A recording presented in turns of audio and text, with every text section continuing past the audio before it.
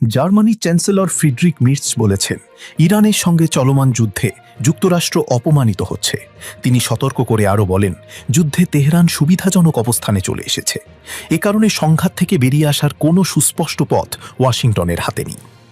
সোমবার জার্মানির মার্সবার্গ শহরে শিক্ষার্থীদের উদ্দেশ্যে বক্তব্য দেওয়ার সময় ফ্রিডরিক মির্চ এ কথা বলেন।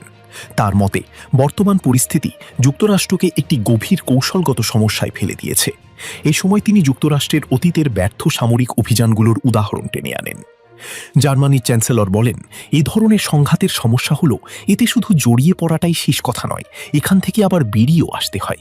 অত্যন্ত বেদনাদায়ক হলেও সত্য, আমরা ২০ বছর ধরে আফগানিস্তানে এমনটাই দেখেছি। ইরাকের ক্ষেত্রেও আমরা একই চিত্র দেখতে পাই। দ্রুত ইরান যুদ্ধ শেষ করার আহ্বান জানিয়ে জার্মান চ্যান্সেলর বলেন, যুদ্ধের প্রভাব এরই মধ্যে জার্মানির অর্থনীতিতে আঘাত হানতে শুরু করেছে। তিনি আরও বলেন, বর্তমানে পুরো বিষয়টা বেশ জটিল আকার ধারণ করেছে। আমাদের প্রচুর অর্থ ব্যয় করতে হচ্ছে।